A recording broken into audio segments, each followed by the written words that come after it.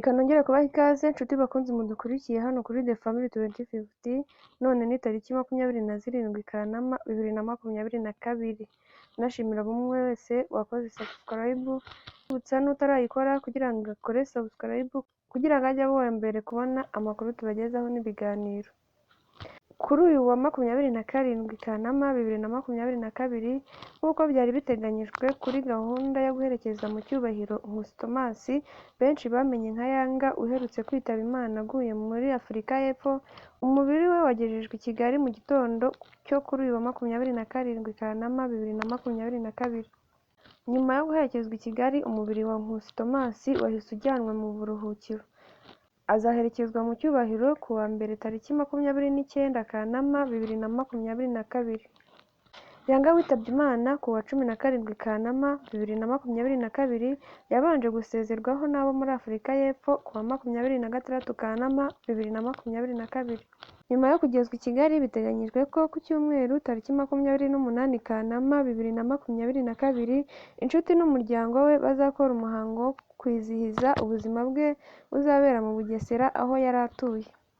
Yanga yari yaragiye muri Afurika y'Epfo muri Mata uyu mwaka. Icyo gihe yari ajyanye abana be kugira ngo basure umubyeyi wabo cyane ko ariho akorera. Agezeyo yaje gufatwa n'uburwayi araremba, biza kurangira yitabye Imana mu gitondo cyo ku wa 17 Kanama 2022. Yanga yamenyekanye asobanura filime. Yatangiye gusobanura filime afite imyaka 17 gusa ubwo yigaga mu mashuri yisumbuye. Mu kiganiro yigeze kugirana n'Igihe, yavuze ko gusobanura filime byaturutse ku mateka ye kuko akiri umwana, aho babaga muri Uganda bari baturanye n'abakoraga uyu mwuga wo gusobanura ariko mu Kigande. Gusobanura byamuhaye amafaranga ndetse bituma amenyekana kugeza ubwo hagati ya 2012 na 2013 yaje kubihagarika kuko yabonaga isoko rya filime zisobanuye ritangiye kugenda nabi. Mu mwaka w'ibihumbi 2018, Yanga yaje kugira uburwayi bukomeye, arwara ikibyimba mu gifu cyaje kumutera kanseri. Akimara kumenya ko arwaye gutya yarihebye bikomeye, atangira gushaka abakozi b'Imana ngo bamusengere. Nyuma y'igihe arwaye kanseri, yaje kuyikira nta muntu amubaze, ahita akomerezaho urugendo rwe rwo gushima Imana. Atangira gukora ivugabutumwa.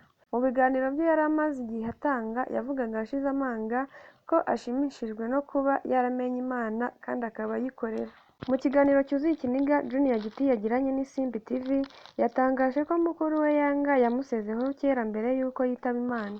Junior Giti kandi yavuze ko uyu mugabo wari wariyeguriye Imana yamenye urupfu rwe agikira kanseri, ngo kuko mu biganiro yatangaga yakundaga gukoresha ijambo ry'uko Imana ijya yongerera iminsi abantu.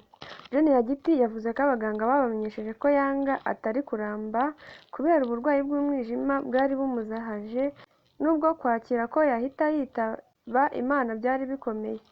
Uyu mugabo kandi yarengejeho ko yagiye i Burundi mu gitaramo cya Chris Easy afite umutima uhagaze kubera ubuzima bwa mukuru we bwari bugeze mu marembera, kimwe no mu gitaramo cya The Ben.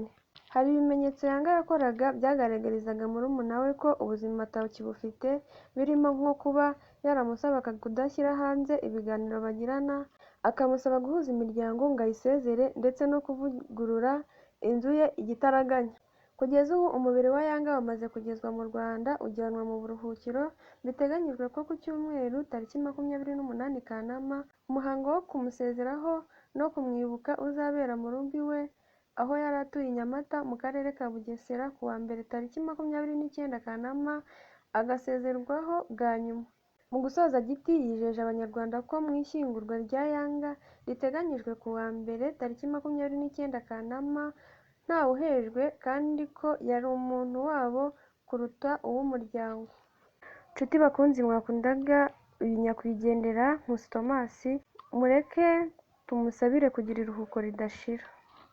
Amakuru n'aha tuyasoreje, wabanye natwe wakoze cyane. Niba utarakora subscribe ndagusaba gukora subscribe kandi nawe wayikoze wakoze cyane. Iyi ni The Family 2050.